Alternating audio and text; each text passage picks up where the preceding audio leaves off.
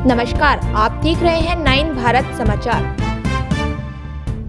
Mussoorie CGM Waverly में कक्षा 9 से अध्ययनरत गौरी ने इस छोटी सी उम्र में अंग्रेजी कविताओं की पुस्तक टेल्स ऑफ रेजिलियंस प्रकाशित की है, जिसमें 50 कविताएं हैं। उनकी इस उपलब्धि की उनके विद्यालय सहित लाल बहादुर शास्त्री राष्ट्रीय प्रशासन अकादमी में सराहना की जा रही।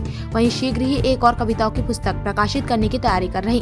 बाल लेखिका गौरी की इस उपलब्धि पर पत्रकारों से बातचीत में उन्होंने कहा कि उनकी बचपन से इच्छा रही है कि वह कुछ अलग करें। प्रकृति के बीच रहने पर उन्होंने नेचर को कविता के लिए चुना। हालांकि इस पुस्तक में अन्य कविताएं भी हैं। उन्होंने बताया कि 12 साल की उम्र में कविताएं लिखनी शुरू कर दी थी। उन्होंने कहा कि उन्हें प्रकृति से प्रेरणा मिली है और किसी की गाइडेंस नहीं थी, लेकिन अब पुस्तक प्रकाशन का सोचा तो स्कूल और मित्रों की तरफ से गाइड किया गया। उन्होंने कहा कि मेरी कविताओं का आधार मुख्यतः वह जीवन का अनुभव है जिन्हें कविताओं में लिखा गया है। हालांकि अन्य विषयों पर भी कविताएं लिखी गई हैं। अब कई बच्चे तो आजकल गेम ही खेल रहे हैं यूट्यूब में। पर ये ये तो मैं कह रहा हूँ कि बच्चे आजकल कहाँ रहते हैं।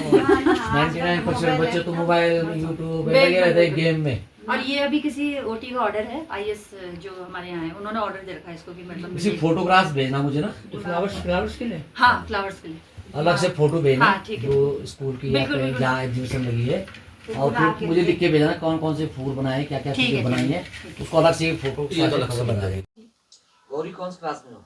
अभी मैं 9th स्टैंडर्ड में हूँ। अच्छा, तो आपने कविताएं लिखी है कितनी? इसमें 50 पोएम्स हैं। ये 15 अक्टूबर को रिलीज़ हुई थी। सन 24। तो आपने कहाँ से सीखी कविताएं, कैसे आपको प्रेरणा मिली है? यूजुअली मेरी सारी इंस्पिरेशंस नेचर से जुड़ी हुई होती हैं, तो बस ऐसे ही मैंने लिखना शुरू किया। जब स्टार्टिंग में तो मैं सिर्फ लिखती थी, मतलब ऐसे कोई गाइडेंस नहीं थी। बट जब मैं बुक पब्लिश करने का सोचा तब मुझे स्कूल की तरफ से और अपने फ्रेंड्स की तरफ से गाइडेंस मिली थी। तो आपकी कविताओं का सब्जेक्ट क्या है?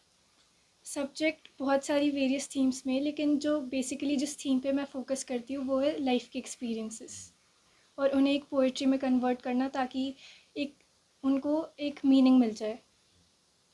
किस तरह?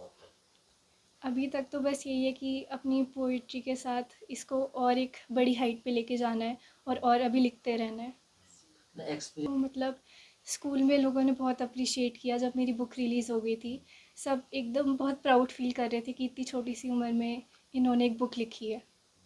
तो मतलब खास किन शब्दों पे ज़्यादा आपको फोकस किया है? कौन सा क्षेत्र है जैसे जिस पे आपकी ज़्यादा रुचि रहती है?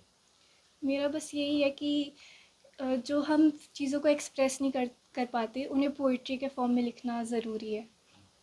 तो लोगों को रिस्पांस कैसा मिल रहा है? रिस्पॉन्स पे बहुत अच्छा है। अच्छा, स्कूल की तरफ से फ्रेंड्स, पेरेंट्स? अभी तो बस यही है कि जब मैंने अपने टीचर्स को बताया और अपनी प्रिंसिपल को बताया तो वो लोग बहुत खुश थे और उन्होंने बहुत अप्रिशिएट किया। कभी रस्किन मोड से मिले? नहीं, अभी तक तो। मिलने की ख्वाहिश है? हाँ हाँ जी।